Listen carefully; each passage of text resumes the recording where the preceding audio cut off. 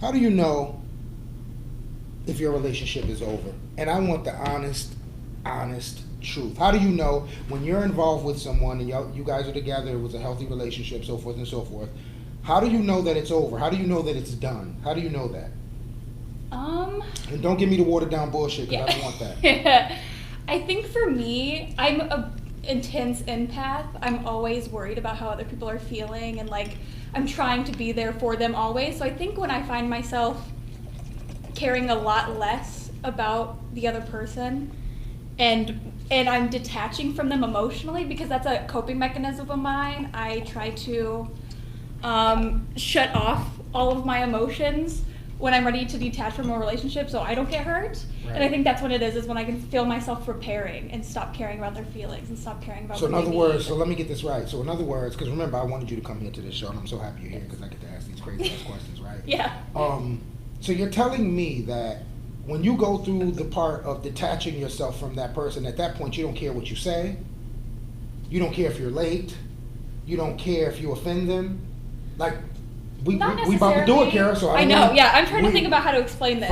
Find the comfortability, because we're here, and I'm happy you're here, so we're gonna do it. Mm-hmm. But I want to know in what aspect when you detach yourself, like when you say you're detaching yourself emotionally, correct? Yes. Okay, so if you're detaching yourself emotionally at that point, what is it like? You don't care what you say. You're very disrespectful. You have tardiness now. Like you ain't meeting up at the time frame. You said you was gonna be there. Like where we going? I don't know if I'd say I don't care about their feelings all the way, just because, like I said, I'm a huge anxious empath, and I'm always trying to make sure that nobody else is ever uncomfortable or their feelings aren't hurt. But I do see myself being that kind of person who, like, I'll be early to meet them for dinner when I want to meet them for dinner, but when I'm detaching, I'll show up like a few minutes late. I'll test the water there. Right. And then I'll start, whenever I feel like they need something, I'll say I have something else of my own to do, and I Right. worry about myself more Right. in those times. And I think relationships are very much a give and take, and I stopped giving as much.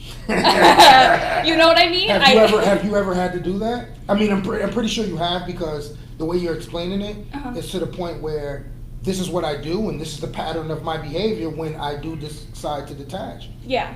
I have. It's only happened to me once, because most of my relationships, believe it or not, I wait maybe like a month and then I freak myself out and I break up with the person. But the one time I got in a relationship where it actually was going somewhere, and it felt I was in love with the person, which that's not something I felt very often. And then when I felt myself detaching, because I was growing and the person that I was in the relationship wasn't growing. And I felt like for my own well-being and for my own success, I couldn't have somebody that was stagnant. Right. And so that was the one scenario where I was No, the reason why you hear me and Yeah. shit is because one of the episodes was about that. And, it reminded me of exactly what you said. Two people have to grow in the same direction. It's not like you can go be a pastor and I'm sitting up here selling drugs. Like, Yeah. shout out to the ones who sell drugs. I mean, I don't condone it myself, but shout out to the ones who still out here doing illegal activity. I'm not. But what I'm saying is that people, if they're growing together in the same area in a relationship, then yes, you're not going to be with someone or participate in a relationship that has no growth to it, especially if they can slow you down in the process of the growth of where you're going. Mm-hmm. So I totally agree with that. So I just had to kind of pause in that area, because one of my episodes was based upon where I had to tell a girl that. Shout out to the girl who I told that to. I know you're probably mad, but I don't care.